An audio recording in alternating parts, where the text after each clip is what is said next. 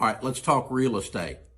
A lot of folks are saying, I'm going to sit on the sidelines and wait on buying. You need a bit of a reset. Best time to buy a house in the next 5 years? I would say if you're a home buyer, somebody or a young person looking to buy a home, you need a bit of a reset. Drone houses, don't buy a house. Okay, Randy says buy a house. We're gonna leave it up to chance. Is this the dagger? If you're like me and don't want to leave it up to chance, keep watching.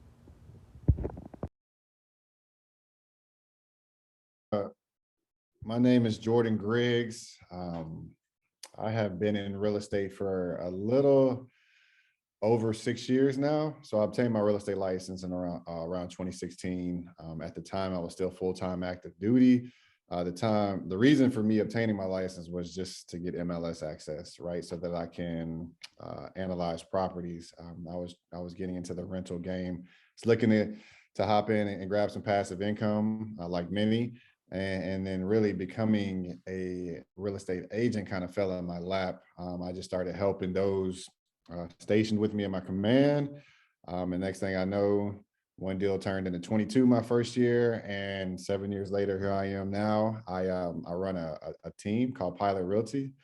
We're under the Keller Williams umbrella here in Chesapeake, Virginia. The team consists of about, I think 13 members, 4 admin, so 4 admin operations side, 9 agents. We'll be looking to probably push around 130 units this year, so a little over 40 million in volume. And yeah, I mean, I have a son. His name's Maddox. He lives in Dallas, Texas with his mother. I'm originally from Houston, Texas. I was a Navy kid, so I joined right out of high school, joined the Navy, did 15 years. And have gotten out and then, like I said, and followed up with my real estate career. And this is where I am now. So what made you really want to get into investing? What like aha moment was like, okay, maybe I need to start investing. Maybe I don't want to work forever. So like what really got you into that? I have a close friend by the name of Timothy Kelly. Tim Kelly, shout out to him if he's watching or listening. He is actually one of the founders and owners of Active Duty Passive Income, ADPI. It's a huge military program that helps active duty and veteran members get into passive income through rentals, mobile home parks, syndication. I mean, they hit all arenas. So he was actually my roommate for a long time. And around 2015, him and I kind of got the bug when we both read Rich Dad Poor Dad, right? That seems to be the catalyst for everybody. And then after that, we started listening to Bigger Pockets, at which point we were all in and, you know, we were investors, right? Quote unquote. So that's what had pushed me at the time to get my real estate license, because I kept hearing over and over again on the Bigger Pockets that if you have MLS access, it helps you, you know, kind of cut the middleman of the agent out, and you're able to then analyze deals at a higher level. So I got you. So when you first read that book, like a lot of people like, yeah, they read that book. They have this, like I had the same thing. It's like, I had a aha moment. I need to start investing. What was like the steps you did? Like, okay, well, I read that book. What actions should I take to like, or even someone who is just listening to this episode, what's some actions like they just want to get started in real estate? What's some actions that you'd recommend? Maybe that you did, maybe that you wish you would have done, or yeah, keep reading. So I didn't stop at Rich Dad Poor Dad. The next book I read was Secret of the Millionaire Mind, I believe, by T.K. Eckhart. I can't remember his name exactly. That book, so Rich Dad Poor Dad flipped the switch for real estate investing. Secret of the Millionaire Mind is what flipped the switch for my path to financial literacy. So like that was, you know, if you're going to jump into investing, then you need to know what to do with the money once you have it, right? So those 2 books really set me off on like, okay, you know, we always say, you know what you know what you don't know, and you don't know what you don't know. And I realized I did not know a lot after I read those 2 books, right? Whether it be just the lack of education from growing up. Most of us, I mean, it's not just myself, just don't have that literacy fed Yeah. to us early on in our life. It's not in our standard school systems. You know, I wish it were, you know, was, but it's not. So Yeah. that journey, you kind of have to pioneer that yourself and start walking your own path. So to answer your question, keep reading, right? Catch the knowledge bug, and then, you know, enjoy the journey and process in between. Yeah. So I know for like I'm an agent, you're an agent. One of the things that a lot of our clients, a lot of other young investors are trying to do, they're like, oh, well, I want to buy a house, but they think we're about to head into a recession. Like, what's your opinion? Like, should they hold off? Should they just go for it? And I always have the mentality of probably like the best time to buy an investment was probably yesterday.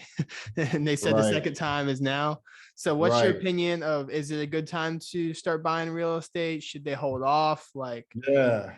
kind of throw it into it, like the big question everyone wants to know. Yeah. I wish that was an easy yes or no. Well, I'll do this. I'll throw out my opinion, right, of how I feel. And again, this is just my opinion. I'm not an economist or a financial advisor for anybody listening out there. So do not take my word as God. Yeah, don't But destroy them on TikTok. don't kill me on TikTok. All my TikTok and Facebook agents out there. Time in the market will always take precedent over trying to time the market. Right. So no matter the case, and this is me speaking from my experience of how long I've been dealing with real estate, even not as an agent. I bought my first home back in 2009 when people were literally screaming from the mountaintop not to buy a home. Right. It was post-recession. The bubble had just popped. House prices were still on the rise. Interest rates were back then, right? I closed at 6.5%, which was considered low back then, right? So now when you're hearing the fives and sixes coming back around, the truth is we're at our historical median right now. We're at the average of what interest rates have usually been. But we'll come back to the interest rate. So I bought when my mom, my dad, my family, the news, CNN, Fox, everybody was saying it was the dumbest time to buy, right? Fast forward, right, 2022, that home became a rental property for me. So 2 years after we bought, we moved out, rented the home out, and I've been renting it ever since. That home right now, as we speak, is literally under contract. I'm getting ready to close. Because the tenants that have been in it asked could they purchase it. They've been in there for 5 years. They're phenomenal tenants, and it's just a good time to sell as well too. I'll be making, and not to be braggadocious, probably 180,000 in equity in that home, right? So that goes to show that even then, back in probably one of the worst times to purchase, I chose to still obtain home ownership.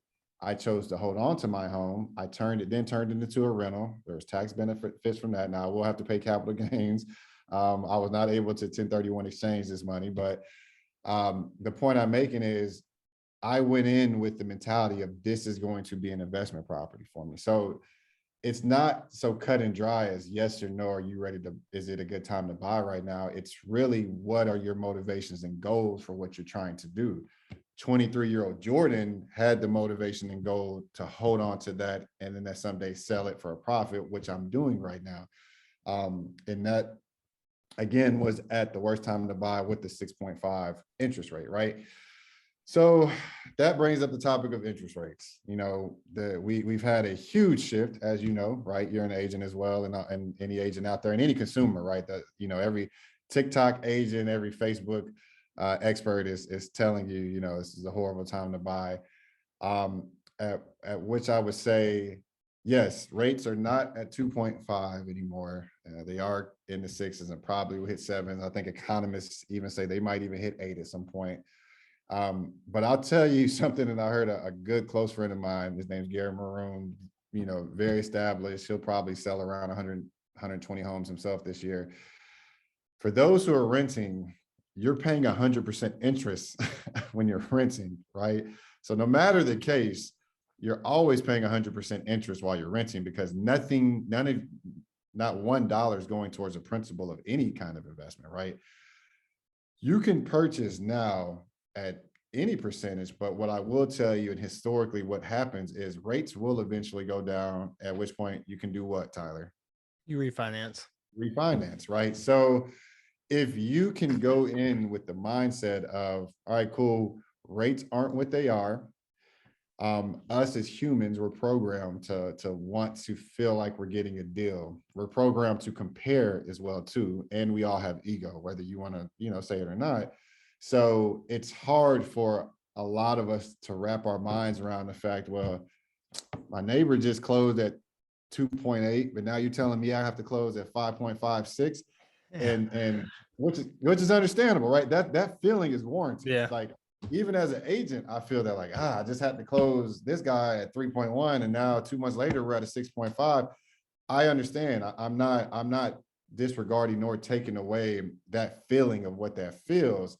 And I still would say, if you come in and you have a plan in place to purchase that home, then turn it into an investment, or stay in it long enough to where you can refi out, then yeah, it's always a good time to buy.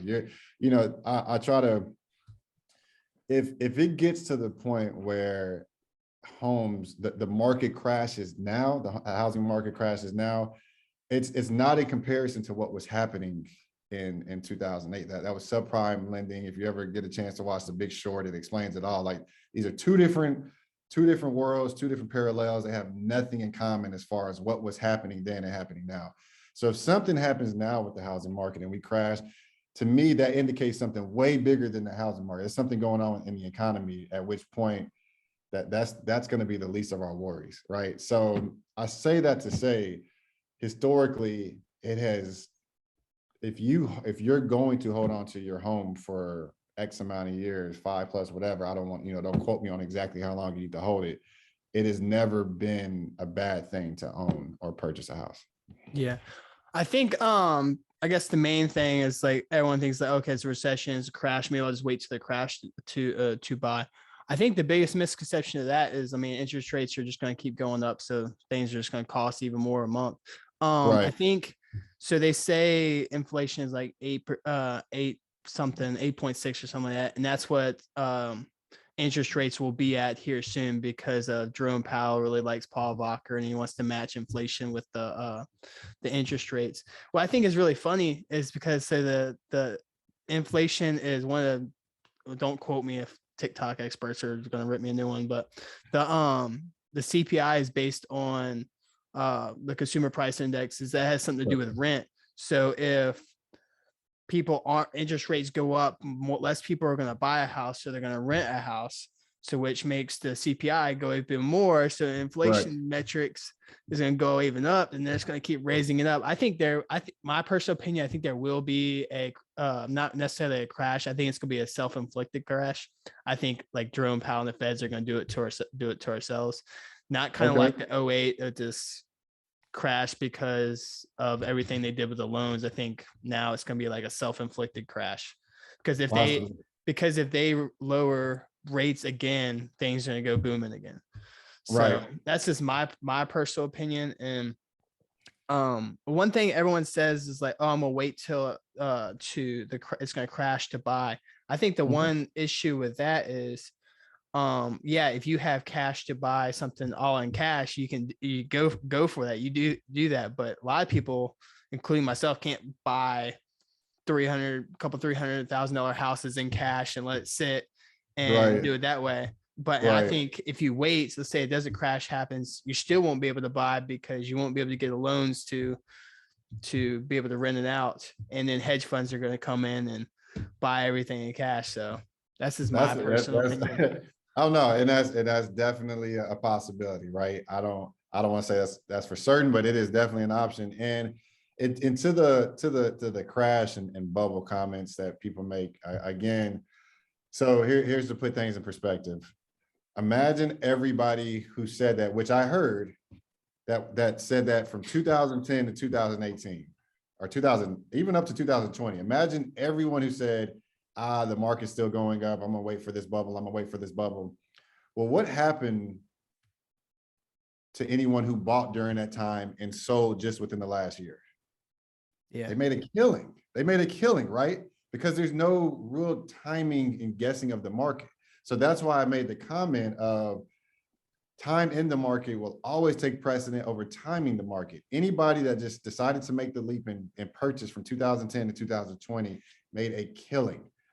I purchased a second home in Dallas, literally right before COVID hit, right? This is everybody, there's a million people with these stories, right? And I didn't purchase with the hoping that I was getting the best deal and the best interest rate at the time. And I think I ended up like at a 4.5, and I was able to refi down.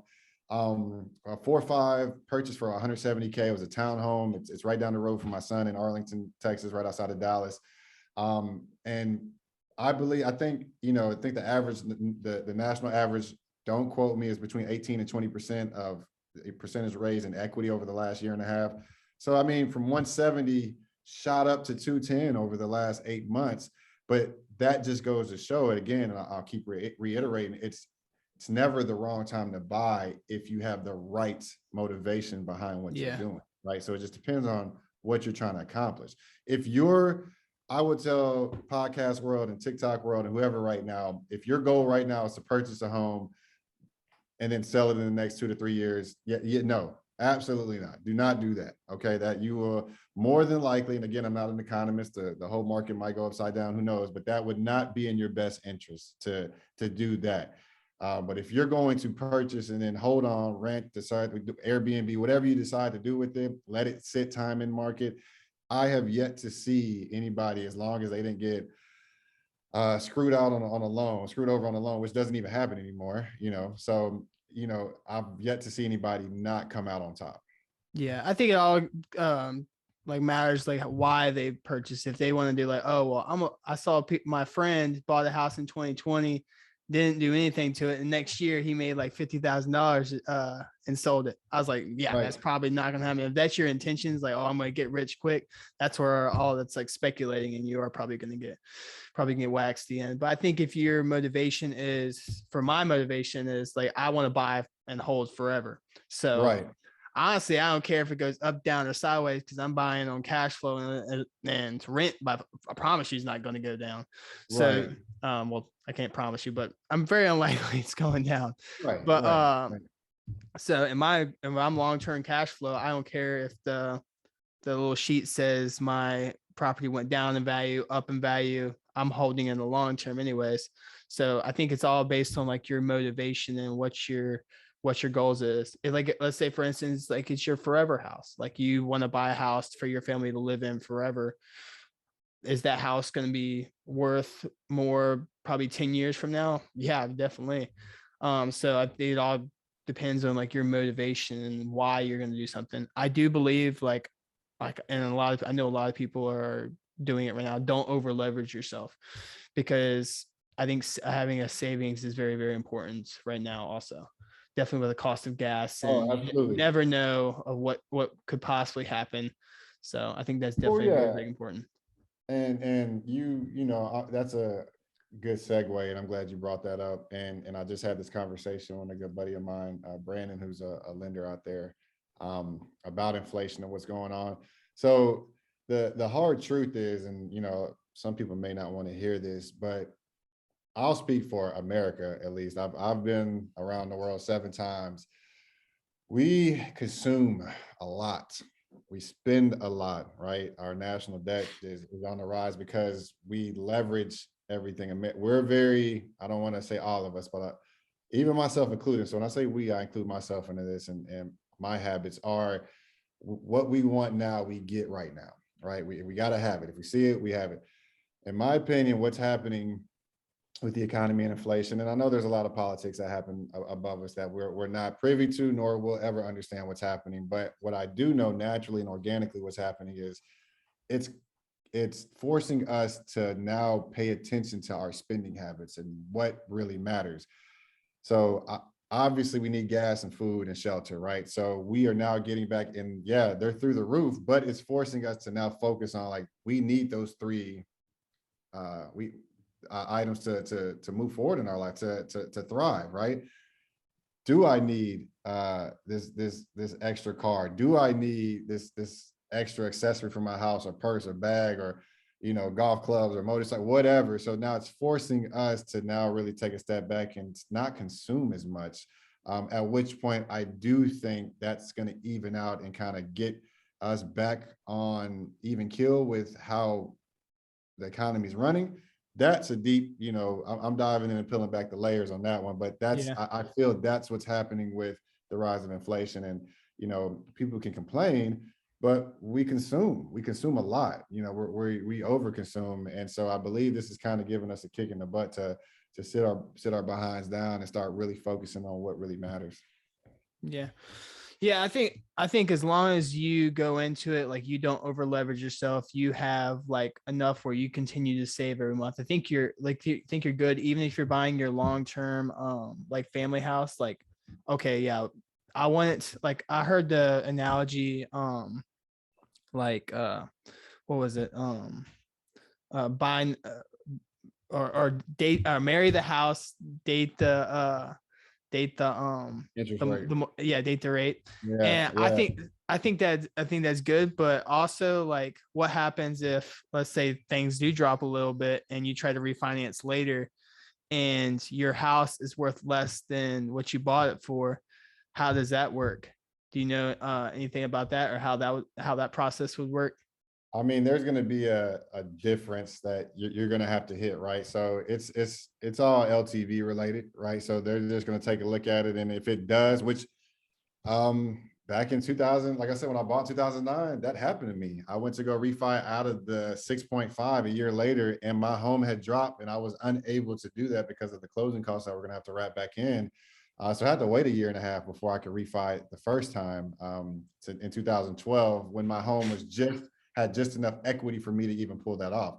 Now, you're not doing, I wasn't doing a cash out refi. I was just refining for the interest rate. Yeah. But it's time, right? It was me being patient in time and market. It's not being a right now type mentality, and understanding that, I'm bringing it back full circle, and I'll keep, reiterating and driving it home. What are you buying a home for? What is your motivation? What is your drive? What are your goals? And again, if it's to turn a quick profit, unless you're a professional investor flipper who understands how to identify and find deals off market, then that's more than likely not going to be the case within the next 3 to 5 years. I see a steady, slow possible increase of housing prices. Obviously not anything that's happened over the last 2 years, with maybe a stall out on interest rates coming down a little bit. Who knows, right? There's a lot of outside factors that we can't foresee. We didn't know the Ukraine and Russian thing was going to pop off the way it did, right? That affects what's going on in the American economy. So we say all this to say, in a perfect world, economists could give their ideas of what's going to happen, but the truth is it's volatile, and we don't have a crystal ball. So Yeah. So you actually went through something I had a question about. So when you tried to refinance, they didn't allow you to. Did they allow you, like, okay, like your house is worth 400 and 400 then, it's worth like 390 now? Were you able to like pay the difference if they gave you that option? Like, okay, I want to refinance, it's down a little bit. Or were you able to pay the difference to still refinance, or they wouldn't allow you to do that at all? So that is an option, and I'll be fully transparent. I don't remember. That was pre real estate Jordan. That was, yeah. I just was, looking to get a lower interest rates. I didn't dive into the details, and shoot, to be honest with you, man, even if they would have, I wouldn't have had the money back then. Yeah. So that could have been an option that I didn't know about. But I was informed and instructed by the lender. It was Wells Fargo. It's just pretty much say, hey, Jordan, just hold off a year and a half. We do see the market kind of ticking up, and you will have enough equity in order to do the refi, which I did. So, okay. And that was an investment property, so you had to have like a LTV of like 80-20, right?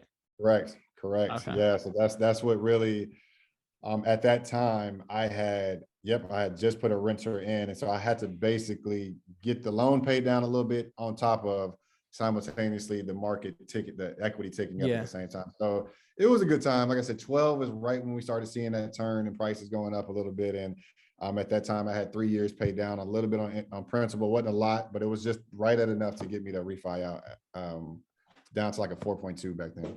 Okay, so jumped into your from your early investing career to you becoming an agent, you starting a team. What made you transition to that? Like, oh, I just wanted to do investing now. Now you're like full on team leader, leading your whole team. Like, what kind of like transition? What made you want to do that? Yeah, man, good question. I wish I knew.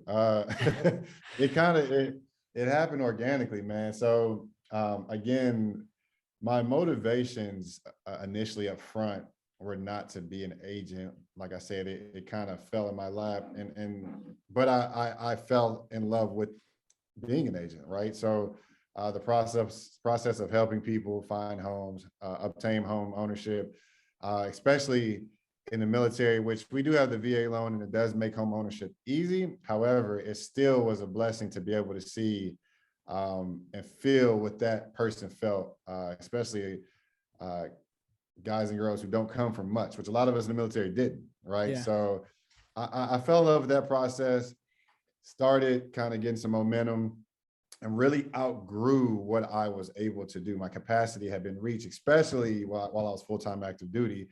So I kind of was forced into expanding and having to bring somebody on to help me. I had to bring leverage on to be able to help me as a buyer specialist and a listing specialist. That way I can still quarterback and be able to aid and assist as many people as possible, but not get burnt out and provide quality service for both sides of the transaction without trying to do it all myself. I learned very early on. I mean, the money was cool. That's great. I'm not going to sit there and downplay that it wasn't. And so is my time and energy and especially time with my son. So I realized very early on, I didn't want to be one of these people out here, bragging about doing 60 deals on their own. That's just not that's not me. That's not, Yeah. that wasn't going to be a healthy lifestyle or balance for me. So in realizing that I didn't want to burn myself out, that's what initiated the leverage, looking for leverage. And then that just grew. I grew into something to where I then realized I would love to help as many military folks as possible all across America. Yeah. So that's where the idea of Pilot Realty came into play. Started growing the team, started growing my vision of what could even be. I was a kid just keeping it local here. And then I started asking the questions, what would it look like if I expanded to a Jacksonville, Florida, or a San Diego, California, where there's heavy military presence? Yeah. Because the truth is, I was sending a lot of my friends out, and then a lot of folks were coming in PCSing, right? So that's what sparked the idea to grow it, expand it. But that takes doing it right here. Right. So I have to calibrate and make sure it's being done at a high level local first before I could do that. So we're like in the middle of that right now. So that's where my journey from like solo, needed leverage turned into bigger vision turned into looking for bigger talent, and then growing our world. And like, that's that's where we are now.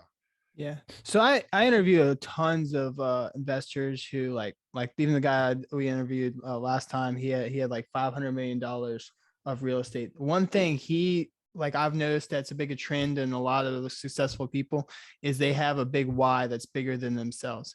Is that really your purpose, where you feel like your big why is I remember when I was in the military struggling, like my goal was to how do I help serve these people? How do I help get them to create financial freedom? Is that, like, if I'm kind of tracking right, is that what your why is? Yeah, you're right on par. My why, I have multiple whys. I don't ever like to lock in on just one, right? So obviously, it's funny, kid, like my son, and I tell people, like, when people are like, yeah, my kid's my why, in my head, I'm like, they better be, you know what I mean? Like that goes without saying, you know what I'm saying? Like for me, that goes without saying. You should, if anybody who brings a child into this world, it is now your obligation to make sure that child thrives. So then it's really the question is, though, you have to dive deep, right? And so I joke, but it's like, okay, well then why is your child your why? And yeah, we have an exercise we use here at Keller Williams, and we dive 7 layers. And usually by that 5th, 6th layer, that's when you start seeing the waterworks. People are crying because it's the truth. You really start diving into, well, why is it? Because of, like, I want to help my son. But then you realize I didn't have the greatest upbringing, so, you know, in certain situations, and my financial freedom was not there. Well, why was it like that? Well, it's because, you know, my parents they didn't have the best lives. You know what I mean? So like when you start really diving into your motivation and purpose, that's what starts peeling back the onion. And now you wake up, you look, and you're like, okay, this is why I have to do what I do, right? That's your North Star. Because this stuff, you're going to burn out, man. This success is boring. Like, nobody wants to hear that, right? Success is boring. Success is waking up every day at 4:30 in the morning, which I do, and working out, meditating, making sure I'm in the right mental space to be able to deal with the day, right?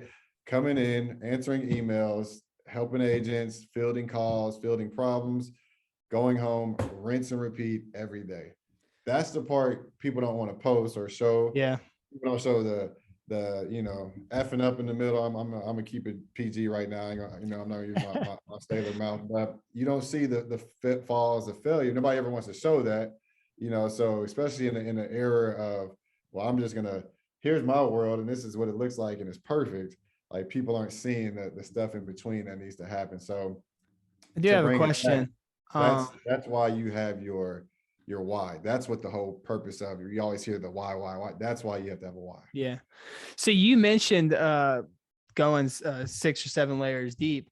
So let's dig into yours. So why exactly is serving the military important to you? Like, why, from your experience, like what made you, why is it such passionate? Like when you were talking about 6 and 7 layers deep, what's that deep level that really makes you want to serve the military? Like, is there something like that you struggled with at that time? Like what Great question, man. Great question. So I think back to my transaction and when I purchased, and I don't know I couldn't even tell you who the lender was. I know they sold our loan off to Wells Fargo. I couldn't tell you who was representing us as an agent. I couldn't tell you the terms on the contract. There was no buyer's consultation. We weren't educated. And so for the umpteenth time in my military career, I felt taken advantage of by, I mean, not to come at anybody for saying this, but like the civilian sector. Like, this is just somebody, once again, capitalizing off the fact that we're just some kids with steady paychecks and not too educated in the financial arena. So in realizing that, I you know, to take it that layer, it's like I want to over communicate. Like, I get you want to go look at homes right now, but we're not going until we do a buyer's consultation. So you understand every angle and every step of this process and what could and could not happen, right? So it stemmed from maybe a place of pride and ego of like, you know what, man, like I'm tired of us getting screwed over. Like, I'm tired of your East Little Creek car dealerships hitting us with 25% interest rate. You know what I mean? Like on cars like that stuff happens on the regular. So it's like, if they're not going to take care of us, I'll take care of us, right? And not only in the home buying, but like my team. I have 3 active duty guys and 4 veterans. So like, cool. Not only do I want to help you obtain home ownership, I want to help you grow your business and come into a world that you never thought was possible in the world of sales. And I want to do it at a high level. So, you know, you want to take that. That's probably a lot of where my drive stems from is, you know, I'm a huge, anybody out there listens to rap, like I'm a huge Nipsey Hussle fan, right? RIP, you know, Nipsey, but his biggest thing was always all money in, is keeping everything within the family, right? And I'm very open and overt. Like I express that everything I want to do, I want to keep it military, and keep the dollar within our own hands, because without getting too cliche or patriotic, like, yeah, we do enough. You know what I mean? Like, yeah, we don't do a lot to go deploy. I've deployed 7 times. And, you know, there's a lot of us out there, even like my transaction coordinator is the wife of one of my best friends that I've deployed with 3 times. Like, when I tell you, I keep it all in the family, like it stays with us. So that's how I was raised. And I think maybe that probably stems to the layers of why I'm programmed the way I am now with this team. I gotcha. So you were the student, and then like you were learning, and what really did you have to develop of yourself to move from like a learner to a leader? Like what some kind of Absolutely. transitions that you had to Yeah. do as a person? Like no longer are you just yourself, sole team. Like you have to Right. help influence them, help them grow, serve them. So what's kind of the main things that you had to do to really help them? What things did you have to look internally? Yeah, I got you, man, for sure. You hear a lot of Kellerisms, man. I don't mean to keep shamelessly plug KW, but we call it E to P in our world, right? So how do we get from entrepreneurial to purposeful, right? And the graph they always show is it's like so you hit a ceiling, you figure it out, you break through, you hit another ceiling. That happens for me personally. That happens from the routine that I gave you about 10 minutes ago of getting up early, making sure I'm working out, making sure I'm meditating, and then education and knowledge. I was just on the phone with a good, very close Navy friend of mine, Greg Turner. Greg, if you're listening, shout out, bro. And we were talking about how, like, at this point in my career, my life, I'm addicted to knowledge. And I kind of have to be. Anybody in the role of entrepreneurship or leadership, you have to be constantly, and not to be preachy, like I have to be constantly growing my world big enough to allow those in my world to be able to fit in it. Because if not, they'll outgrow, which that's a win for me too, right? It's a win-win, but I prefer to grow my world big enough to still be able to collaborate with those people. And you do that by surrounding yourself with talented people, because they're going to force you to grow that world, right? So I don't, would I get up at 4:30 and go work out every morning if I didn't have 13 people that are, on my team, 4 of them which are on payroll that depend, like that's pilot is what feeds their family? I don't know, probably not, but I know I've forced myself to be in that world to where I have to now do that. So it's a daily calibration. It's a daily search for personal and professional development that I've realized it never has to stop. Like it can never stop. If I want to continue on the trajectory that I'm on now, I have to every day be looking to better myself and show myself grace for the days that I don't better myself, and tell myself that it's okay. Like this isn't, don't spiral down just because you didn't have the best day or you didn't execute the way you wanted to. But understand that every day I have to be trying to move the needle forward. So I always get like, even with people like at the shipyard that I know, like I always have a conversation like, what is a leader? What's a leader supposed to be? What's your definition of a leader? And what do you think like some of the attributes like they should like really work on? Like I believe like true leadership is technically serving. Like how like I'm very all about the Bible, Christianity. When Christ came back down to earth, this is great being, and all he did was help serve others. And I think that's a prime example of what we should do as leaders, is help serve as many people as we possibly can. What's your kind of definition of leadership, and what does it mean to you? Good question, man. Sorry to put you on the spot. No, it's all good, man. I've answered this question probably 10 times and probably 10 different, like 8 different ways. So, and I don't mind it. So one, I think you hit the nail on the head, right? It's there's different types of leadership, and there's servant leadership, which is something that when you bring it in Christianity, which I'm on my own spiritual journey as well, is definitely prevalent as an attribute when it comes to being a leader. For me, it first starts with EQ, right? So for those who don't know, it's emotional intelligence. And it's something that I work on every single day because of, whatever trauma, what happens, like in people's lives, that you have to get past the insecurities and the egos and the pride. And that takes constant development of your EQ, of working on your emotional intelligence. So I say that to say, in order to be an effective leader, you have to know how to not be reactive, in situations, right? Yeah. Am I perfect? Far from it. You know what I mean? I react all the time. Do I then recognize the fact that I reacted? Absolutely. And that's where the growth and the calibration comes in. So one is learning to have, is building your emotional intelligence, not being reactive. And then two, a true leader is somebody, in my opinion, I look at it as that is making other leaders, right? I don't want to just be the king. I want to be the king maker. I want my track record and resume to show that anybody that has associated themselves with me or been in my world has came into my world and become even as good as me or even better, right? That to me is what defines leadership. Of like, I go look at my brother Keenan Miller, who came to me 4 years ago, of like, hey Jay, I want to get where you're at. And then not only does that, crushes it as a full-time active duty agent and is killing it in the investment arena. To me, that's when I guess I quote unquote feel like a leader. I don't guess think about being a leader or like say I'm a leader. That's what I equate leadership to, I guess. So Yeah. you know, there's that side of making other leaders, and then just really working and developing your emotional intelligence to be able to handle everything that's going to get thrown at you, because it will. So what's some of the or some things that people can do to help grow their emotional intelligence? Meditation. I say it a lot. Meditation.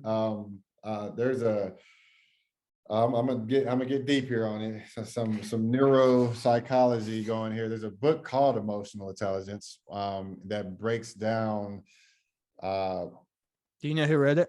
the neuroscience. I do not. But if you look up emotion, it's called Emotional Intelligence. I think there's Okay. only like one version of it. But it breaks down the neuroscience of like why we react and do what we do as humans. And then there's also cognitive behavioral therapy, CBT, I believe it's called. And it's just training yourself to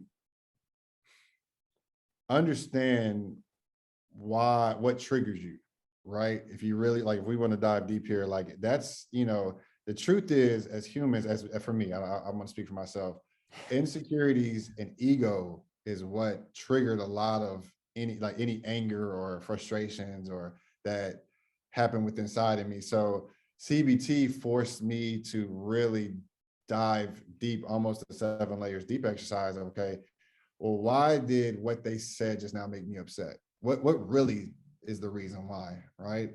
Is it something I've heard in the past? Is it something that was done to me? Is it something that embarrassed me? Why are their words making me feel the way I am? And see, when I do that, it forces me not to react at that moment and then really think through what's happening at that time. So it's a 2-for-1 special. And 9 times out of 10, I get to the root of, I have my stomach, my blood pressure is rising because this happened to me then, or like I got him, this was something that went down in the past. So the conditioning of it, and always trying my best to do that in every situation. It's just like any muscle. When you work it over and over and over again, you get better at it. Meditation really helps with keeping me present. I've heard that anxiety is when you worry too much about the future, and depressions is when you stay too much in the past. And if you can just try your best to stay present, you don't miss out on life, right? You seem to be in the best space. That's why, people who love to fish, because at that moment it's you, the fishing rod, and whatever fish you're trying to catch. That's why people love to ride bikes, because when it's just you and that motorcycle in the road, you're present, you're thinking there. It hit me this weekend. I was watching a couple fly a kite on the beach. And bro, if you ever look at somebody flying a kite, it's the most like the simplest like joy in the world. Is literally a piece of polyester on a string and somebody holding it and the wind's blowing it and nothing really is happening, right? But people would do it for hours. And I was sitting there on the beach, staying present, watching this guy fly this kite for like 2 hours. And it dawned on me, it's because it forces you to stay present. You have to look at this kite and, keep it in the air.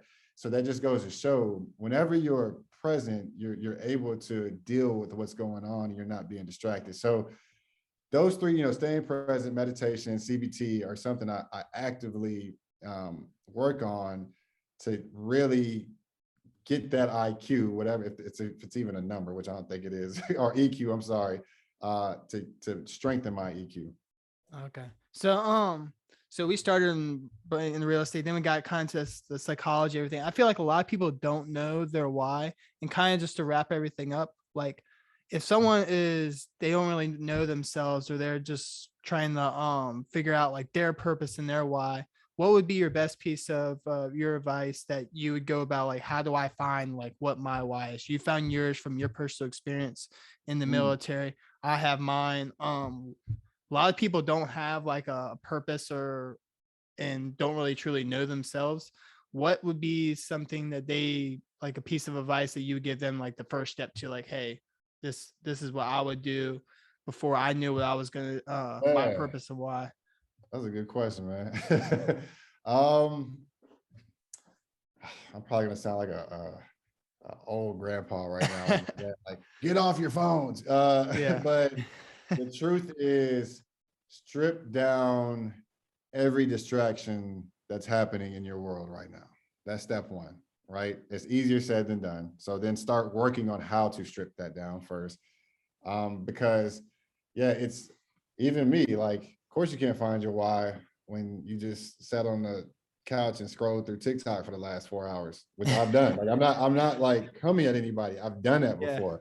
Or I'm scrolling through reels, or I'm just, you look up and you got sucked into the YouTube black hole, and it's just like, of course you're not gonna find your why then. You're distracted. So step one is try to get as undistracted as possible. And then really journaling helps a lot too. So start, taking the thoughts from your mind and putting them to paper. Forgot which book it is. I'm like horrible at references, but it's basically paraphrasing, like, our minds are not made to store, they're made to create, right? Yeah. So if you're getting your thoughts down on paper, you now are able to have an open mind and be able to figure out what it is that really drives you. Because most times, most people know, like, all right, well, what is it? If it's money, then it's money. That's hey, I'm not, I know that the Bible says money is the root of all evil, but if it's fame, if it's clout, if it's your kids, if it's, showing, pride, ego, everything is whatever drives you, but don't let it consume you, right? Don't let that be dirty fuel that's fueling that, because at some point you're going to have to look internally and find your own spiritual journey and really find what your purpose is on this world, not just your why, but like, what is your purpose? And I don't want to get too preachy and dive and get too too in the weeds with that. So, in a roundabout way, to answer your question, strip down of all distractions, find some alone time, meditate, really, really do some internal work. And I can assure you, more times than not, that why will present itself in a way, it'll be right in front of you. So, and like I said, most people know, we're just too distracted to even see it, so that's why I say step one is just remove all distractions. All right. And it's the love of money is the root of all evil. That's Okay, there you go. My bad. not going after it's the obsession and love toward it. But I mean, a lot of people have different avenues for it, like mine's financial freedom, and I know the more money I have, the more people I can help. Right. So there's always a reason. And I heard and not because, so here's another one I just heard, a very prolific speaker, man. His name's Emmerich Peace. I was at a convention probably about 3 weeks ago, and he was giving a speech, and he asked all of us, and maybe you might be able to answer this question, like, do you know who your great grandfather is? No. Neither do I, right? And there's a bunch of reasons why, but we're not gonna dive. That's another episode for another day. But Yeah. so most don't know who their great grandfather is because he didn't leave any money behind, right? So he joked, but it's the truth. And it wasn't just money, it was like legacy. He didn't leave but there were some people in the room who did know, right? So he asked them, well, how do you know? He's like, well, my great grandfather was the first person to come to the country and establish our family name, and our great grandfather owned this X amount of businesses and really was the catalyst for our family's success and why we are where we are today. So that one really drove home for me of like, if you need a why, if you need a generic why as a person, and not even as a man, but just as a human, what legacy are you going to leave? What are your kids going to remember you for, right? Are you going to be a picture on the wall in somebody's house, on one of your great grandkids' house, that they're still telling stories about you? Because that's really all we got, you know, once it's all said and done on this earth in our human form, is what legacy. So if you need a generic why, Jordan Griggs is handing to you right now, man. Go try to, what are you doing to leave your legacy? Yeah, they back in the old times, it was a painting on the in the house. The future is going to be like a NFT of Jordan. Right. That's another topic for another day Yeah. too, man. But yeah. So where can people like reach out to you, hear more about you? Like where's your where are you out on social media? Like where can they Yeah, find more man. about you? So you could go to thepilotrealty.com, right? That's our website. We have my Jordan Griggs on Facebook. Just look that up. For Instagram, I like to have a little fun on reels. If you ever just want to, I think they're kind of funny, but again, this is my opinion. J Reel, so JREEL underscore estate. Yeah, so it's like real, it's a play on real estate, but for reals. Yeah. And that's where you can find me on IG. And then TikTok is JG the Realtor, right? And I kept it. I was trying to keep up with the kids, so I think I spelled the THA. Looking back now, I probably should change it to E, but I was trying to be cool, man. So yeah, those are my platforms. Feel free to reach out, and if you want to email me, it's Jordan Griggs at thepilotrealty.com. Feel free to reach out and connect. I love to educate and pass on the information I do know. I don't say I know everything. I'm on a constant journey of growth myself as far as knowledge, but please feel free to reach out, DM. I'd love to connect. If you're local, grab coffee and we can, build a relationship. All right.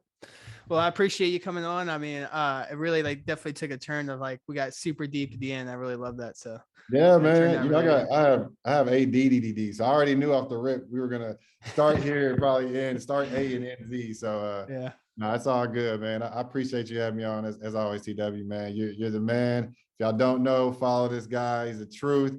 Great heart, huge heart, great human being, man, trying to do some big things out here. So just glad to be a part of your world, man, and be in it. All right, and I'll make sure I pay you for pay you for all that.